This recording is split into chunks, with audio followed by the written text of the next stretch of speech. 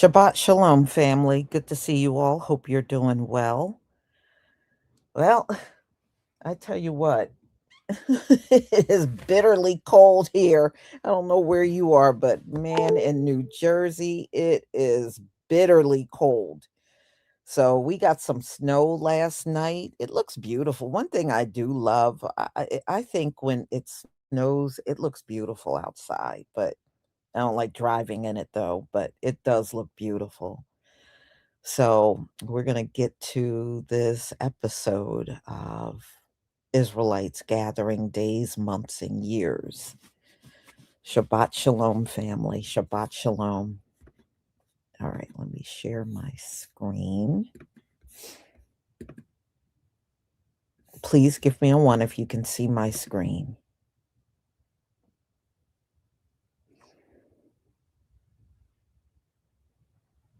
I think we're only in the 30s today. It is cold here, very cold. Thank you. Thank you. Thank you.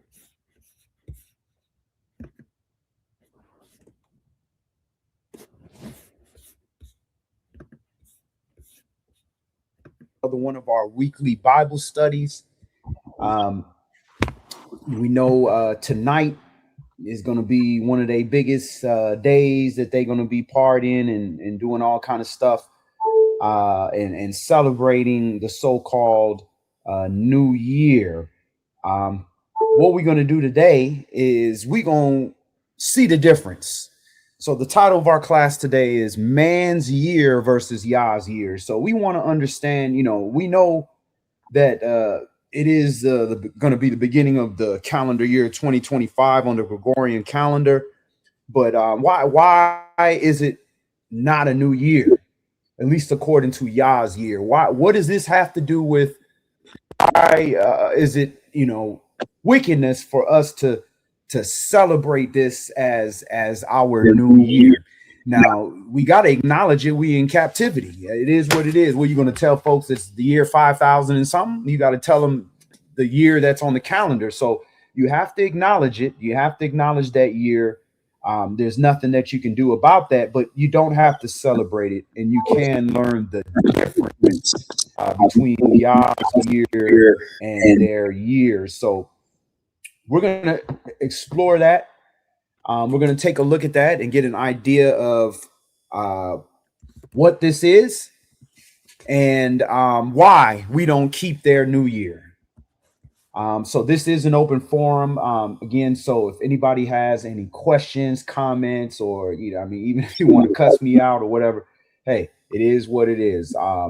As long as we do it decently in order, everybody will have an opportunity to speak. So if you have any questions, comments, or anything like that, chime in.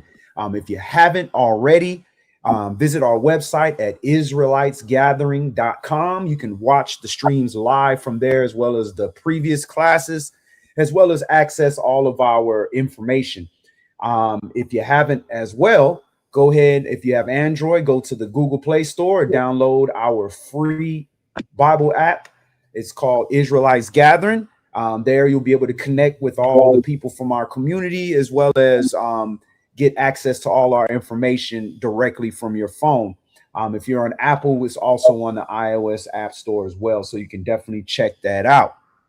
And first and foremost, thank you for taking the time to spend it with us here today to go over these scripts. It truly will set you apart, because the rest of the world is preparing to celebrate. And half of them don't even understand why they're celebrating. They just know that this is the day they designated, and they're taking part in all kind of things that they really don't understand. So we're going to put some meaning to this, and we're going to look at some stuff and get an idea of what's truly going on. So the first thing I want to start with is let's look at how we got here. How did we get to this Gregorian calendar? So we're going to get into that. And Shalom, brother Yafi Yehuda. Good to see you, family. All right, so we're going to go ahead and get into that. Before I do that, let me go ahead and make sure everybody has access.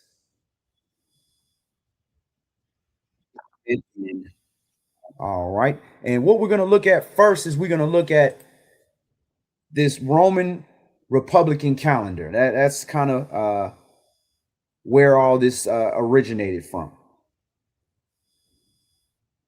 All right. So we're going to go to the Roman Republican calendar and we're going to take a look at it.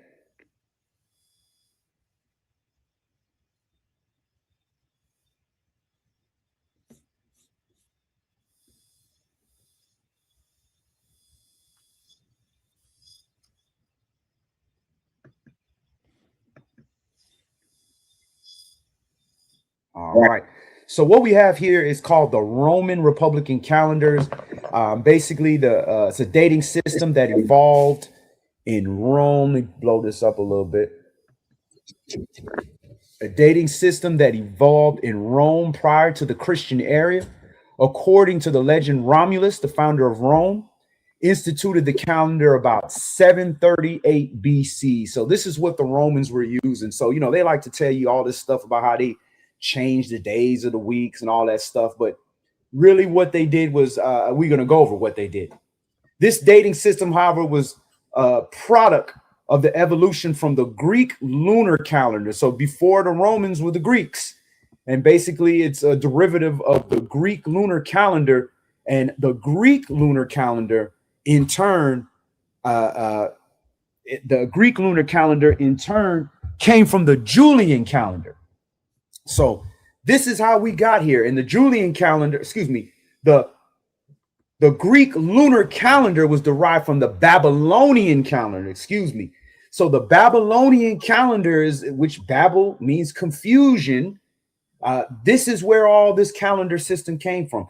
Now, the original Roman calendar appears to have consisted of only 10 months and a year of only 304 days. So they only had 10-month calendars.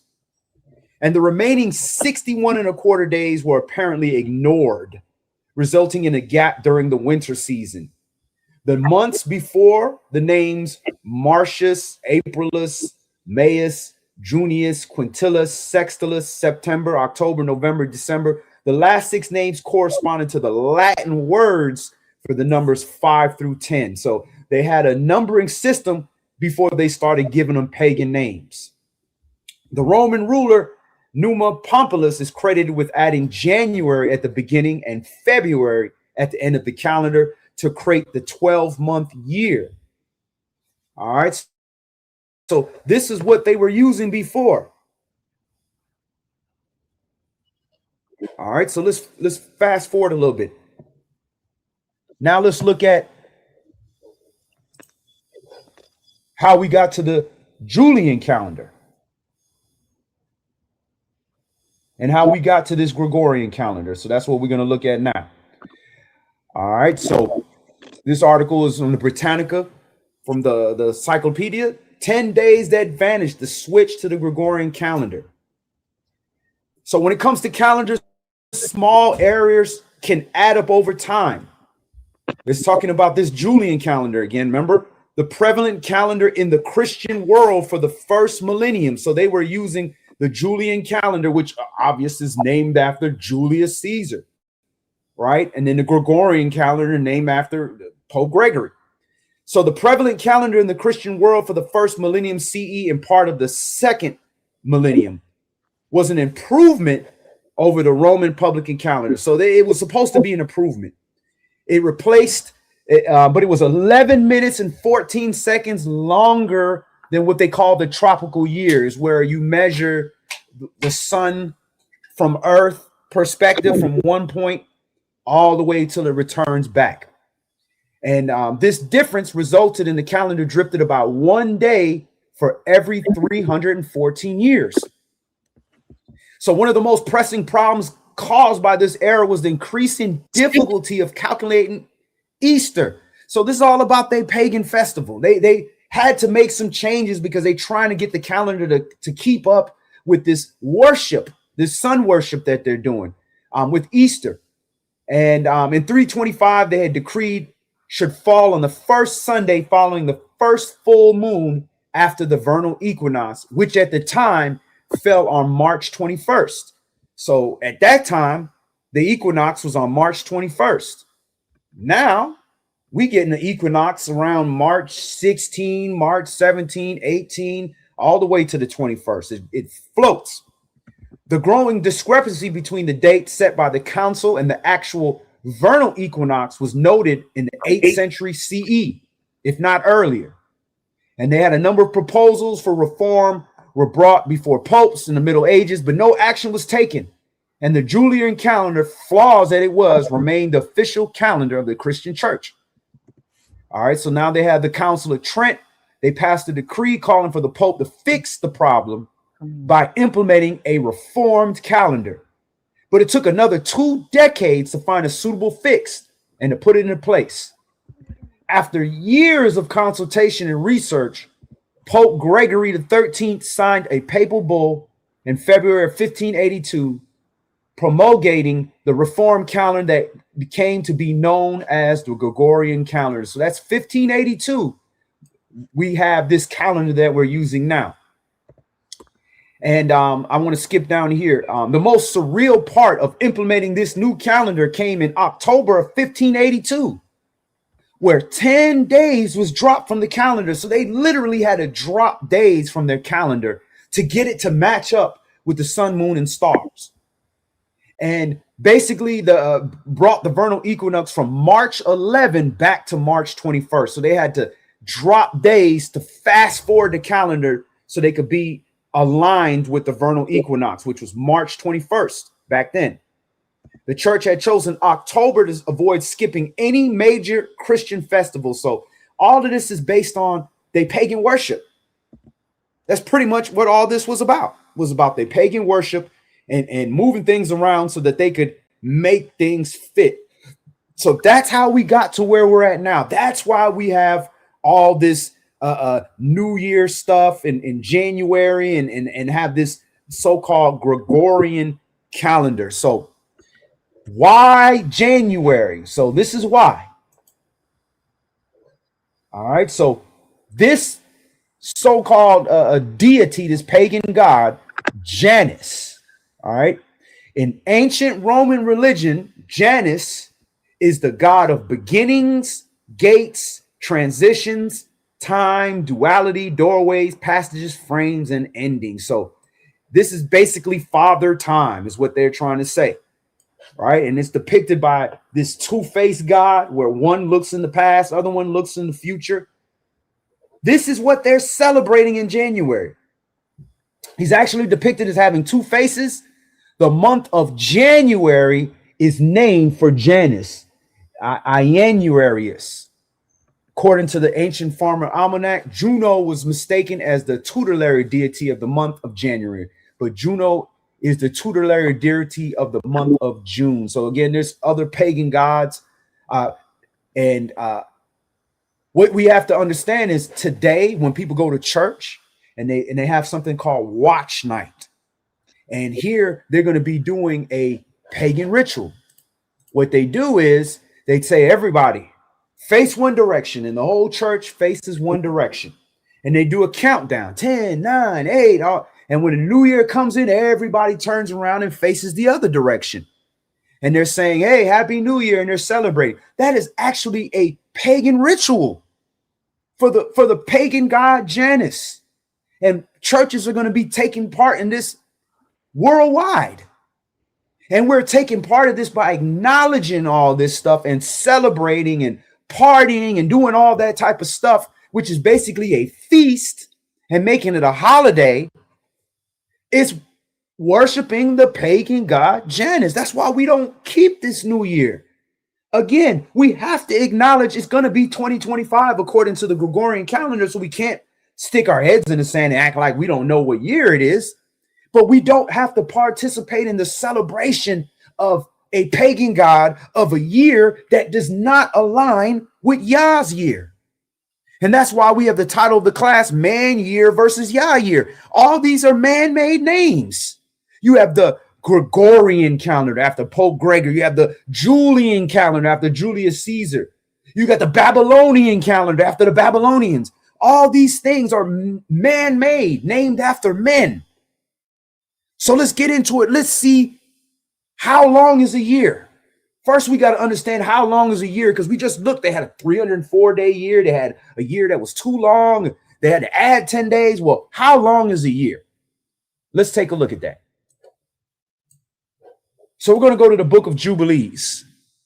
Jubilees chapter 6, Yobelum chapter 6, and we're going to read 29 through 38. And Jubilees is one of our Sefer writings, one of our books that was used to comprise the scriptures, that was passed on, that we would have had in our family, that would have been our history, that had the details that we needed. But of course, when you're trying to keep Easter and all those type of things, they got to get rid of these things. All right, so we're at Jubilees, Yobelum, chapter 6, and I want to read from verse 29. Jubilees, chapter 6, and we're going to start this at verse 29. Let's start this at verse 28, actually. And on this count, he ordained them for himself as feasts for memorial forever, and thus they ordained.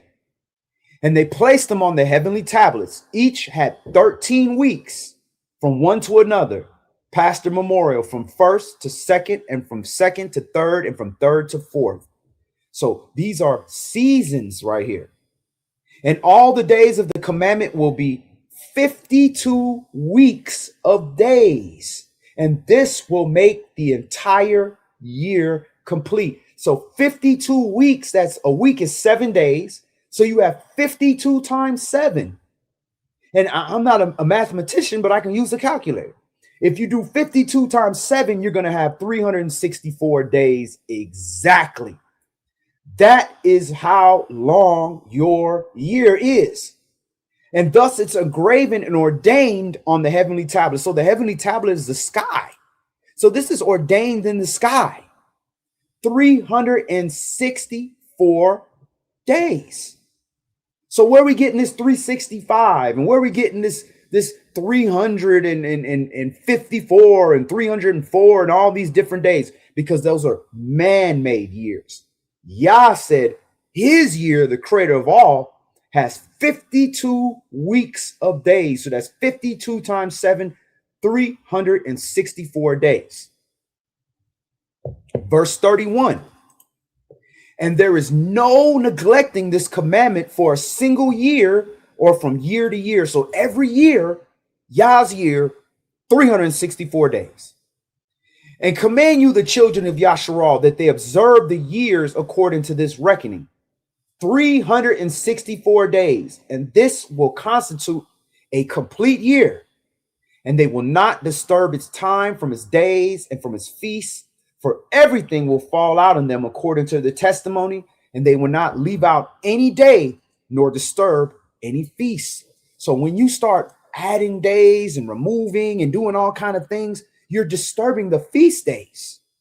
You're disturbing the holy days, the days that Yah setting apart. Remember, let it be done on earth as it is in heaven. So this is all that we have to align ourselves with what's going on in the heavens. Verse 33. But if they do neglect and do not observe them according to his commandment, then they will disturb all their seasons, and the years will be dislodged from this order, and they will disturb the seasons, and the years will be dislodged, and they will neglect their ordinances. And all the children of Yasharal will forget, and will not find the path of years, and will forget the new months and the seasons and Shabbats, and they will go wrong as to all the order of the years. So again, we know that at some point we're using a lunar calendar. The lunar calendar is 354 days. That's not 52 weeks of 7 days. That don't add up. So we obviously could not keep that as the calendar because the days don't add up. But this would cause you to not know your new month, forget what numbered year we are in the 7-year cycle. And it would also make us forget our Sabbathons, which are days treated like Sabbaths that do not fall on the 7th day of the week. And all the years will be wrong. And that's why we're confused and we really don't know where we're at. That's the punishment of being in the Gentile rule. When we were in our rule, we had our ancestors, we had elders, we had people that would watch and mark and blow the shofar so that we knew when the year would start, when the month would start, when the holy days would start. Verse 35.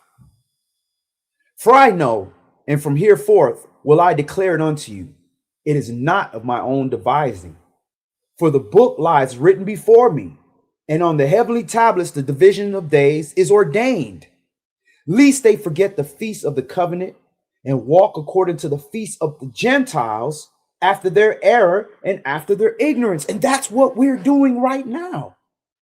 The feast of the Gentiles getting ready to have a big old feast, biggest party day of the year. Gunshots gonna be flying off, all type of parties, all type of debauchery, all type of drunkenness and foolishness is gonna go on this tonight, because this is the Gentile feast. That's how they celebrate. Verse 36. For there will be those who will assuredly make observations of the moon, how it disturbs the season and comes in from year to year 10 days too soon. So again, it's confirming again, the lunar year or the lunar calendar is only 354 days. That's 12 moons. Gives you 354 days. That's 10 days too short. That's why you can't just use the moon. Verse 37, for this reason the years will come upon them when they will disturb the order and make it an abominable day, the day of testimony, and an unclean, a day of feast day. And they will confound all the days, the holy with the unclean, and the unclean day with the holy. And what makes a day clean and a day unclean? Well, a holy day is the Shabbat, the set apart days. And every day of the week is clean unless you make it unclean. Like you try to turn the first day of the week and make it the seventh day of the week. Now you done turn a day that's supposed to be a work day and you done made it into a pagan day. For they will go wrong as to the months and Shabbats and feasts and jubilees. That's why we don't know. That's why we got a different feast day. We got people just kept Hanukkah, keeping it the same day as Christmas, because we all over the place with these calendars. Now, is it our fault? No. We were born in this captivity, but this is part of coming out, is trying to seek the ancient way of doing things. And even if you don't have the complete answer, we know that is not it. We know that's pagan, and we are not participating in that. Verse 38, for this reason I command and testify to you, that you may testify to them. For after your death, your children will disturb them, so they will not make the year 364 days only. They refuse to make it 364 days. Your year is going to start on a specific day, which we're going to show you what day it starts. And it's going to always start back on that same day of the week.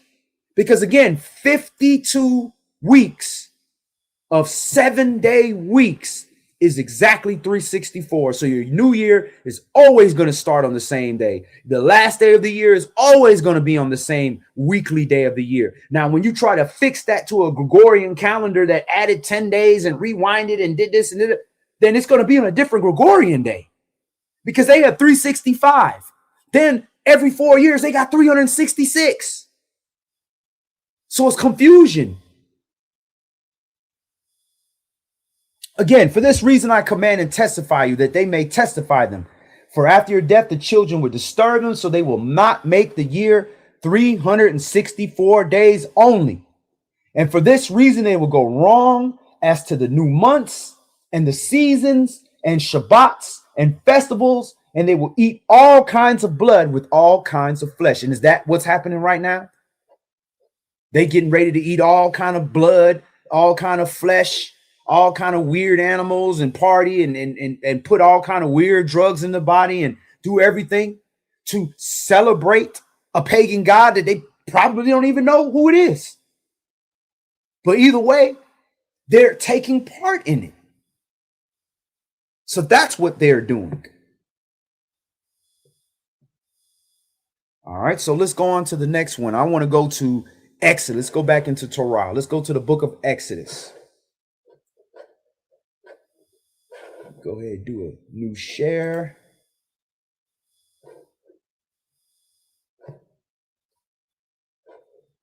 Going to Exodus.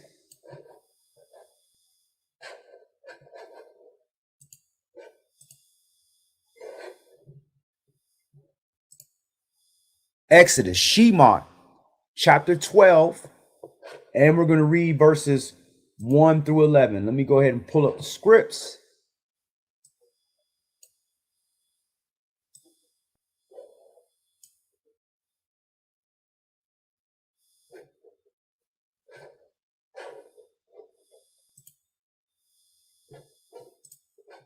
There we go. Exodus, Shemot, chapter 12. And we're going to read 1 through 11. All right. And Yahweh spake unto Moshe and Aaron in the land of Mizraim, saying, This month shall be unto you the beginning of months.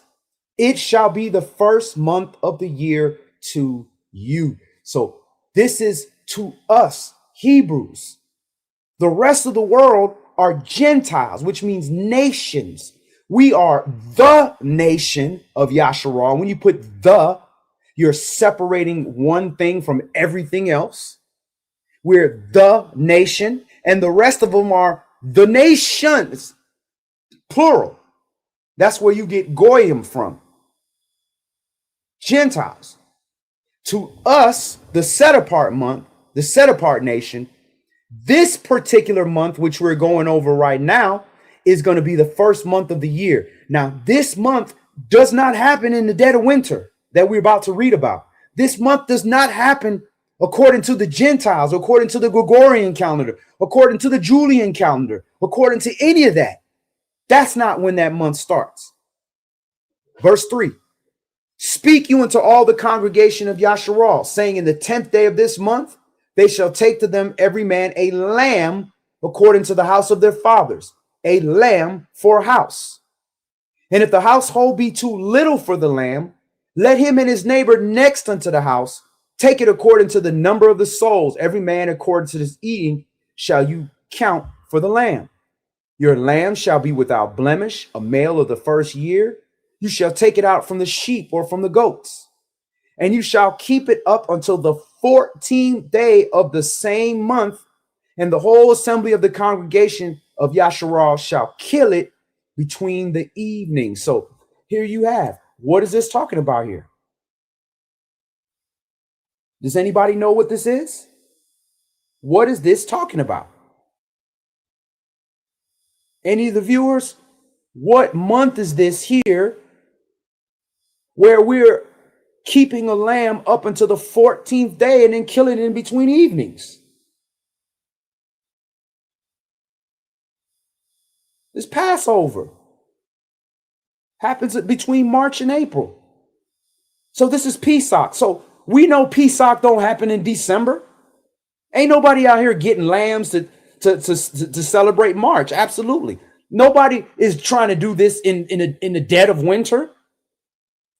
So he's letting you know in the second book of the Bible that for you, Hebrews, set apart, the beginning of months, the beginning of the year is when we have Passover.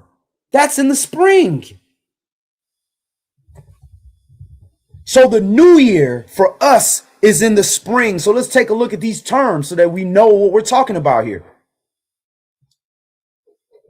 This month shall be the beginning. First of all, let's look at that word for month. Hodesh.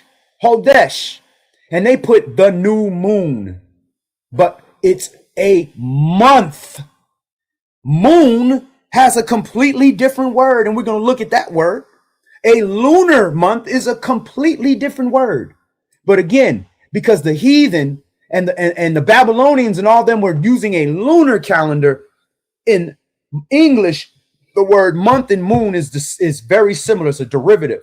But in every other language, including the language that these Bibles were written in, they were written in Hebrew in Old Testament, and they were written in Greek in the New Testament. Both of them have different words for moon. So why are they going to use the same word?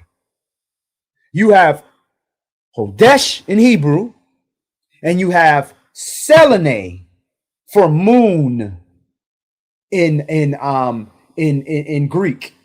The word for moon in Greek is Selene. The word for month in Hebrew is Hodesh. And the word for moon is Yeriach. So let's take a look at that. I'm going to look that up real quick. Let's look at that word. I'm going to pull up the Strong's Concordance so that we can see those definitions. All right, so the first one we had was month, H2320, the month. All right, let's pull that up. And we're going to look at the word for a lunar year. It's Yerach, H3391 in Hebrew.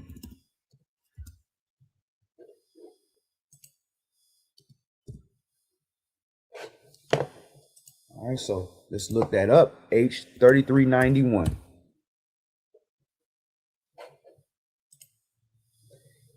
H3391. Yerach, an unused root of uncertain signification. A lunation, that is a month. So they have a different word, Hebrew word, completely different Hebrew word for lunar month. A lunar month is a lunation. So how do you get Hodesh from Yerach? They're not the same. And this, you just look up the word moon and you're going to see what the word for moon is. Yeriach, H3394. Yeriach, the moon. So that's not the same as H2320, which is month. But of course, because of their understanding, they put the new moon for the definition, but that is improper. That is the word for month. Anytime they're using the calendar, they're using Hodesh. When they want to talk about a physical moon, they're going to use Yeriach. Completely different words. So this month where we keep Passover, let's go to Deuteronomy chapter 16, Devarim chapter 16, and we're going to see the name of this month.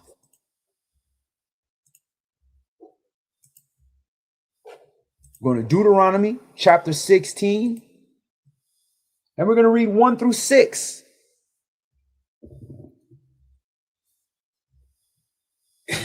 Observe the month of Abib and keep the Pesach unto Yahweh your Elohim, for in the month of Abib, Yahweh your Elohim brought you forth out of Mizraim by night. So there you have it. In Exodus 12, Shemot, it tells us that this month is going to be the beginning of months for you, the month in where we keep the Passover, right?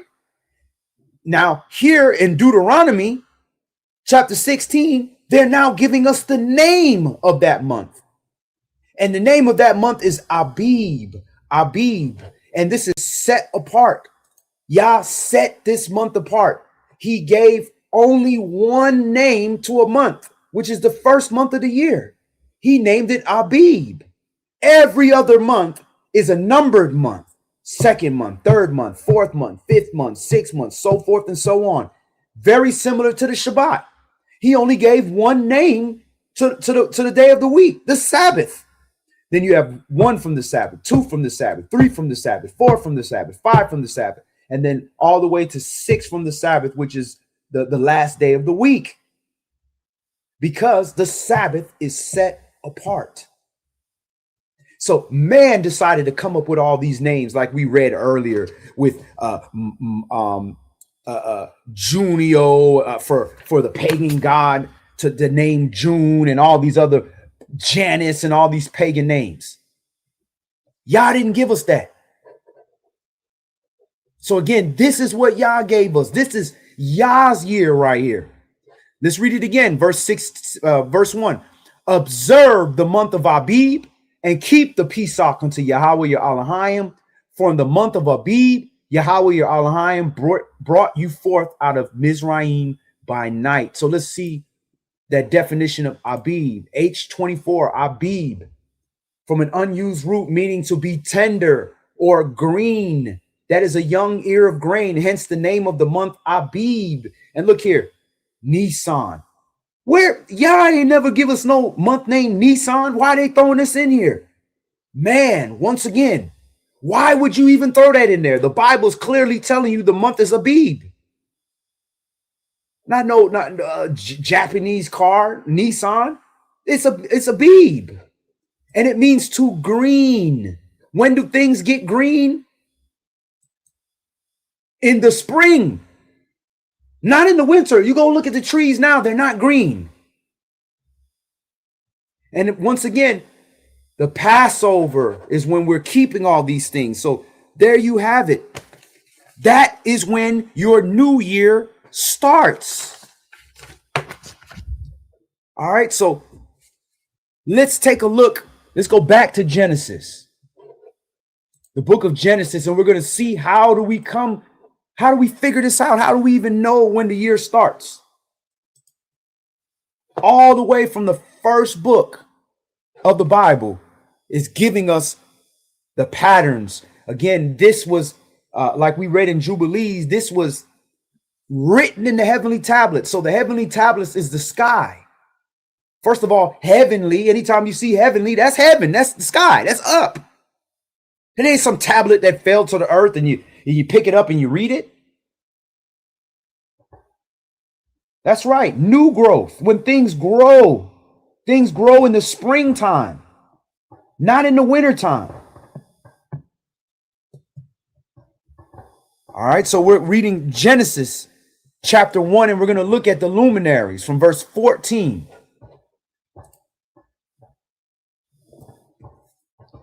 And Elohim said, let there be lights in the firmament of the heaven to divide the day from the night. So this is what divides the cycle. The lights that are in the firmament. And let them be for signs, seasons, days, and years. None of this said, let it be for pagan worship. Let it be so that we know that we gonna have a bad year or something. No, this is for signs to let us know, hey, this is the new year, or hey, it's the beginning of the month. And for seasons, it changes every 13 weeks. And this is how we know the day, because when the firmament, when the light, the great light in the firmament is gone, that's the end of the day. And when the great light is back up, we know we're in the daytime period of that new day. And for years, so when you put all these things together, they're like the hands of a clock. You got 3 different hands: the sun, moon, and stars.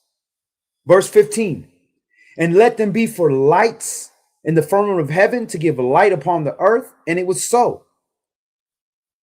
And Elohim made 2 great lights, the greater light to rule the day, and the lesser light to rule the night, the stars also. All right. And the reason I said that is because it said he made the stars also. Like this is different. They added that. So the great light, the greater light that rules the day, that's the sun. And of course, the moon is the light that we see at night. But is that really a light? Because if the sun don't shine on it, then there's no light. But the stars, they shine all night long. So these two great lights, and the greater light rules the day. So that lets you know when a day ends. Once that sun is gone, that's the end of the day, because it rules the day. That's why your day begins at night. And Elohim set them in the firmament of heaven to give light upon the earth, and to rule over the day and over the night, and to divide the light from the darkness. And Elohim saw that it was good. And the evening and the morning were the fourth day. So here you see the fourth day, we are getting these lights. Before that, we had a light here on day one. It says on verse 1, in the beginning, Yah created the heaven and the earth was without form and void, and darkness was upon the face of the deep. And the spirit of Elohim moved upon the face of the waters. And Elohim said, let there be light. And there was light. And Elohim saw the light, that it was good. And Elohim divided the light from the darkness. And Elohim called the light day, and the darkness he called night. And the evening and the morning were the first day. So he already decided an order of a day and a night. But there was no sun or any moon or any stars. There's a different light because this is day one. But then now you go all the way down to verse 14. Now you're getting into the fourth day. Those are completely different lights. Just like the light that lights up every man, that's not the sun. That's not the moon. That's not the stars. That's the light of this word, the light of Yah. This was created on day one.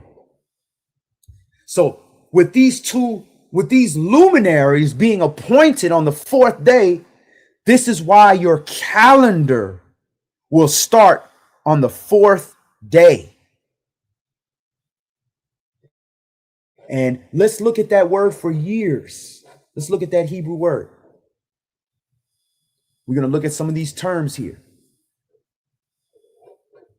To divide the day from the night, and let them be for signs. The Hebrew word for sign is oath. So the sun is supposed to be a signal, a flag, a beacon, an omen, a prodigy, evidence, a token. So what is the sun a sign for? It's a sign for the daytime portion of the day. And when it leaves, it's a sign that the new day is starting. All right, so the next one is seasons. Look at that word, moad, H4150. Seasons literally means appointment or fixed time. So year, which are broken in 13 weeks. Then you have Yah's holy day, Moedim, which are the set apart days that he chose throughout the year. It's the same word they use. It is merely a fixed time. So these greater lights is so that we can identify the fixed times. And for days, so we know when a day ends. And for years, let's look at that word for years. That Hebrew word is shana. Shana sounds familiar, right? Because just a couple weeks ago, a couple months ago, they was talking about Rosh Hashanah. Wait a minute. Rosh means head. Shana means year, head of the year. How is the head of the year in the 7th month? That's what these Gentiles doing. You got one Gentile that stole your identity. He's starting the year over in the 7th month so that he can, for accounting purposes, for money. That's why they start their year in the 7th month, so they can do all that, atonement and forgiving debts and all that type of stuff. That's why they do that. The rest of the Gentiles, they start in the year in December so they can keep the winter solstice. But even the definition of year tells you something. Shana, Shanah, H8141. A year as a revolution of time, whole age, long, old year. So let's look at that root word. The root word is Shana, and that is to fold. That is duplicate. So the year is broken in two. If you take half of the year and the other half of the year and you fold it out, that's one whole year. But when you fold it together, that's one half of the year. The other half of the year is identical. And the holy days follow that same pattern. Just how we talked about on the 14th day, we have a 7th-day feast starting the 15th. And then in the 7th month, starting on the 15th, we got another 7-day feast with an 8th day added to it. It's copied. It's an exact copy. So that is what Yah's year looks like. All the definitions, whether we're looking at the luminaries, whether we're looking at the Hebrew words, it all adds up. And when you look at the sun, moon, and stars, they all add up. All right, so now let's go ahead and look at the Qumran calendar. Now, this is the closest thing we have to the ancient calendar system. This was found in the Dead Sea Scrolls, in the ancient caves of the Qumran. All right, let me do a new share. Let me pull it up so we can take a look at it. What did they know? They knew something.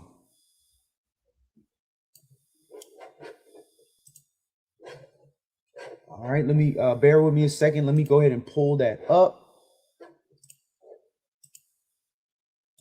I'm trying to pull up the Qumran calendar.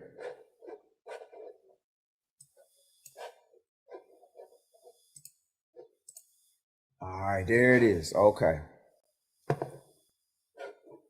So this is called the Qumran calendar. This is our Zadokian calendar, and this was found with the Dead Sea Scrolls. Obviously, they they put it on a piece of paper. They rewrote it out. But this is when you look at the fragments of the Dead Sea Scrolls, 4Q 320 and 4Q 321. You can actually go to the Dead Sea Scrolls website and you can look at these fragments and you can see what they pieced together. So notice you don't see any names of months. All you see is Abib here for the first month. We blow this up a little bit. You have Abib for the first month. Then you have the second month and the third month. Here you have 13 weeks, just like what Jubilee said. Then you have the 4th month, 5th month, and 6th month. Another season, 13 weeks. Complete copy. Notice Shana means double, to fold over. Well, look, first half of the year here. 1, 2, 3, 4, 5, 6. Second half of the year. 7, 8, 9, 10, 11, 12. Exact copy. You had the 4th month, 5th month, 6th month, 7th month, 8th month, 9th month, 10th month, 11th month, and then 12th month. And that 12th month ends with the vernal equinox. That's the equal day and equal night.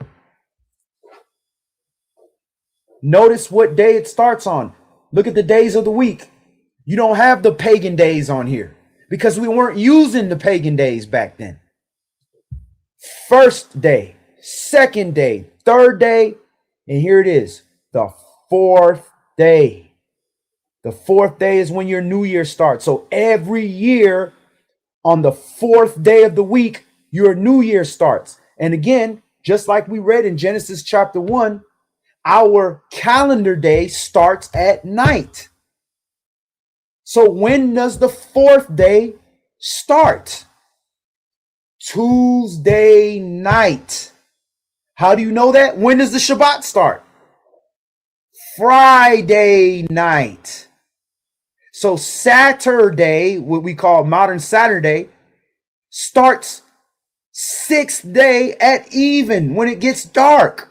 That's when our Shabbat starts. So our Sabbath is set apart, completely different from everybody else.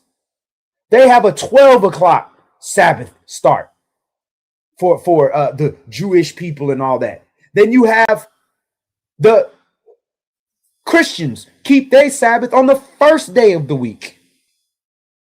We are completely set apart. Our new year will always start on the 4th day of the week. That means your Shabbat is going to be on the 4th day of the month.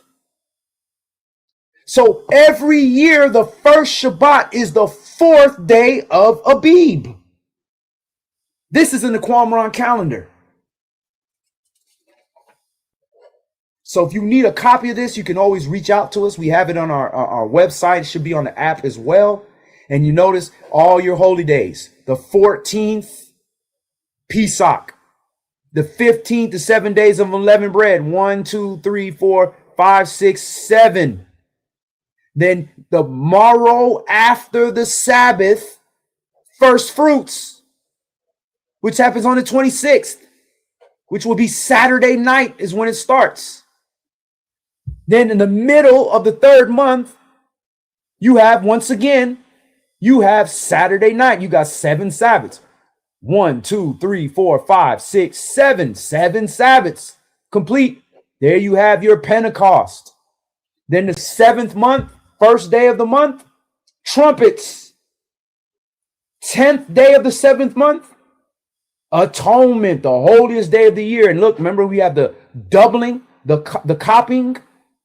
Remember here you have New Year, beginning of the year, New Year celebration, Rosh Hashanah, 7th month, first day of the month, trumpets. You got a holy day. 10th day of the 7th of the 1st month. That's when you collect that lamb. 10th day of the 7th month, atonement. 15th day, 7-day feast, Passover, unleavened bread. 7th month, 15th day, 7th day feast with the last great day, 8th day. Copy, duplicate. Is that by coincidence? No, the Hebrew is telling you it's a copy. Y'all don't make mistakes. So let's go ahead and we're going to look at one more thing. I'm going to pull up the Songs of Sabbath Sacrifice. This is another old piece that was found in the Dead Sea Scrolls where the priests tracked the Shabbats for every year and had all the instructions and psalms they were supposed to do on the year. So let me go ahead and pull that up. Let's do a new share.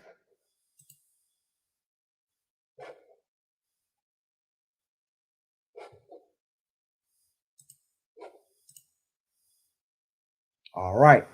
This is called the Songs of Sabbath Sacrifice. So this is what King David and all them would have used when they instituted this in for the priests. So this is 4Q400, and that's where the portion of the fragments was found. And what I want to key on is something special right here.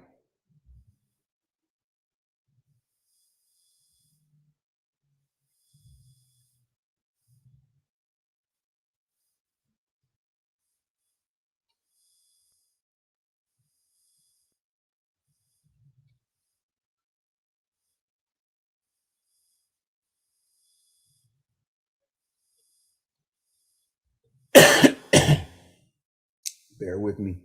I'm trying to. Let me stop the share real quick. Let me find it and then I'll share it.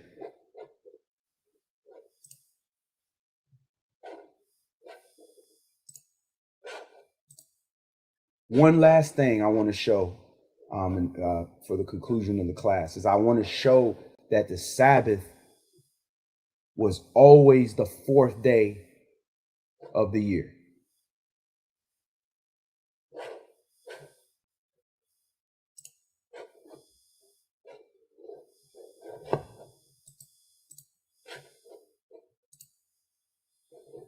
All right, so there's one more thing I want to show you all. Let me just pull that up.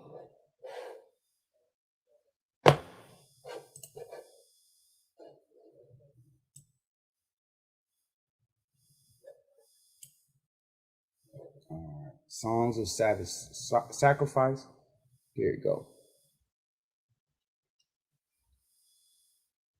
I don't know why it keeps blacking out like this. Try to go to the next page.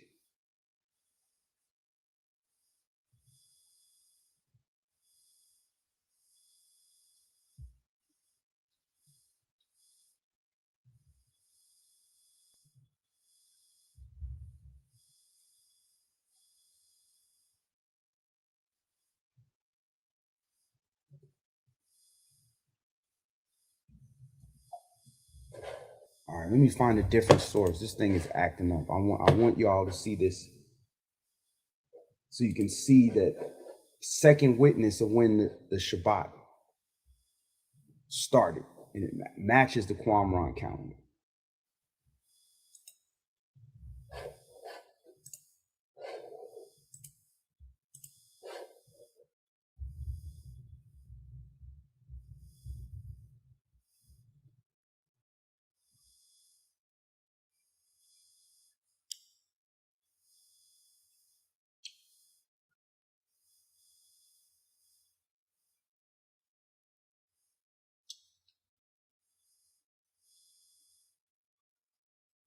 All right, bear with me 1 second. I got it up. I'm just trying to find that section so we get to it real quick.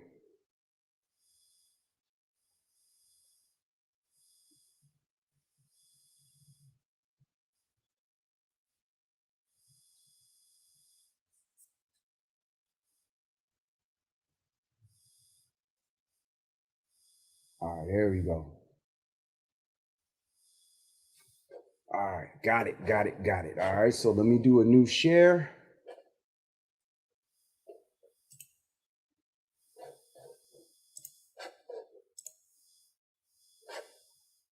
All right, so this is song 1.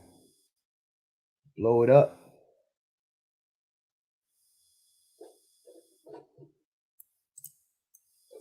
All right, so it says song 1. So this is the one of the first songs that they're going to sing for the new year. It says, "For the sage, the song of the Holocaust offering of the first Sabbath on the 4th of the first month." So again, it's showing you right there a completely different source where the priests were marking exactly what they were doing for each Sabbath day of the year. And when you go through this, it's called the Songs of Sabbath Sacrifice. If you go through it, it's going to give you the numbered day for each Sabbath. So it's going to show you that the Sabbath does not change. It's every 7 days, and it starts from the year on the 4th of the first month. Right there. For the sage, the song of the Holocaust offering of the first Shabbat on the 4th of the first month. So let's go back and look at the Qumran calendar again.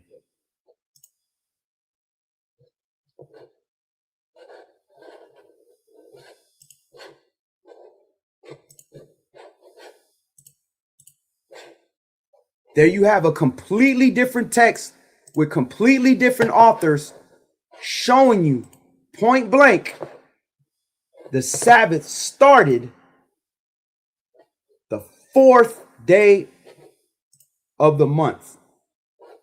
Once again, Qumran calendar, different from the sages that were in the temple, completely different. The Qumran was in a desert. They weren't in the temple. The temple priests had a whole different document, and it shows you that the first Sabbath of the year is the 4th day. And if you go and you read the rest of that material, you're going to see the second Sabbath was the 11th, the third was the 18th, the fourth was 25th, and they go so forth and so on. It never changes. So there you have it. That is the difference between man's year versus Yah's year. And brother Yafi said that you need that. I got you, my bro. You can go ahead and download it right from the website, or you can get it right on the application. You can get on the phone, go to the document section, and you can download it so you can look at it on your phone, as well as Psalms of Sabbath Sacrifice. And you can see the rest of the Sabbath days, how it's every 7 days. So it kills all that about the new moon, and then 6 days after the new moon is the Shabbat, and the Shabbat on a Tuesday this week, it's on a Wednesday next year, and the foolishness. Every year, the Shabbat is the same. It's static. Just like every day, the sun goes down and comes back up. Always. Holocaust is I believe Holocaust is just like the burnt offerings. That's what that meant. But let me see. I wouldn't know what the Hebrew word for Holocaust is, bro. I can try to look that up. And I'll definitely get back with you on that. But I believe the Holocaust is just saying that's the burnt offerings. That's when they were doing the burning the lambs and the different things on the Shabbat according to the law. So that's all we're going to do today. Again, they're going to get ready to start. They're already starting to shoot. Just be safe. For some of us, they got to work. They're going to be telling you Happy New Year, this, that, and the other. At the end of the day, it's 2025. You got to acknowledge it. We can't act like we in 1 AD or 70 AD. You got to acknowledge it, but we don't have to party with them. We don't have to celebrate. We can celebrate when Yah's year starts. So that's all we're going to do today. Yah's will, we will see you for Shabbat. Until then, protect your spirit, and Yah be with you and your families. Shalom. This isn't just a game.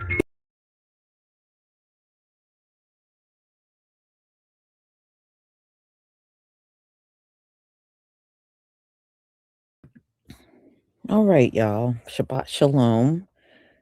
So we're going to go ahead and conclude. I pray the Most High will keep you safe in these turbulent times, because it just seems like as time moves on, it's going to get more crazy in this Gentile world. And we know how they act when they are desperate or they're threatened by something. We know what they turn into. And we certainly need to keep our distance and keep the separation going all throughout 2026. So I pray the Most High will keep his most powerful angels around you and your family and keep you safe from all the evils of this Gentile world always. Shabbat Shalom, family.